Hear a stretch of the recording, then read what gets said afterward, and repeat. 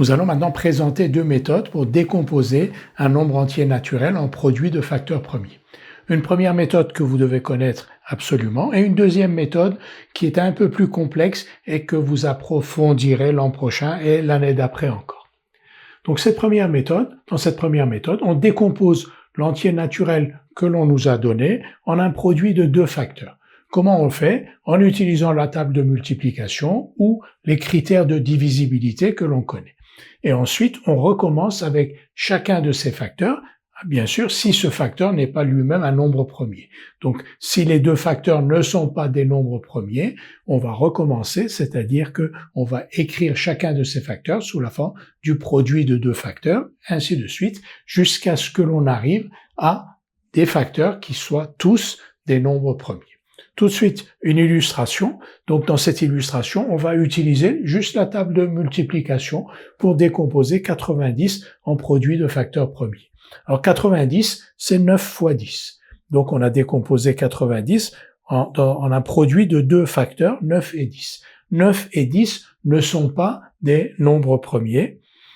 On va donc les décomposer de nouveau. 9 table de multiplication, donc c'est 3 fois 3, et cette fois-ci, on a donc le produit de deux nombres premiers. 10, c'est 2 fois 5, table de multiplication, et 2 et 5 sont bien des nombres premiers.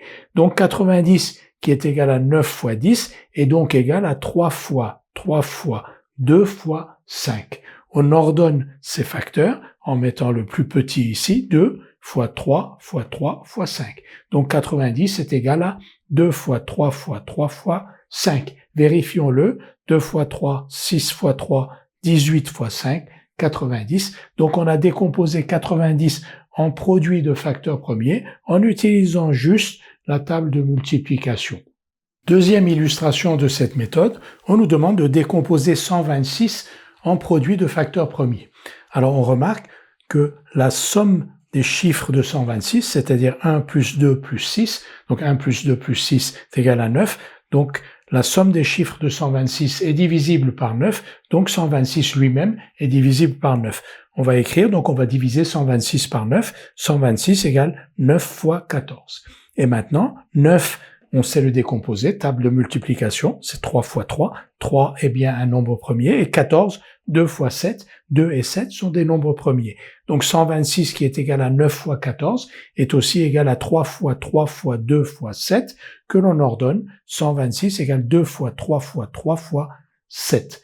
Donc on a décomposé 126 en produit de facteurs premiers. Il n'y a pas qu'une seule méthode. Par exemple ici, on aurait pu remarquer que 126 est divisible par 2 parce que son chiffre des unités est égal à 6. Donc 126 est divisible par 2. 126 est égal à 2 fois 63. 63, table de multiplication, c'est 7 fois 9, et 9, c'est 3 fois 3. Donc on réobtient ce résultat, bien entendu, 2 fois 3 fois 7. Donc la méthode, c'est à vous de la définir. Donc il y a plusieurs méthodes possibles. L'essentiel, c'est d'arriver au résultat. Donc, en écrivant ce 126-là sous la forme du produit de deux facteurs, puis ensuite en décomposant chacun de ces facteurs. Nous allons maintenant faire quelques exercices pour nous entraîner à utiliser cette méthode numéro 1.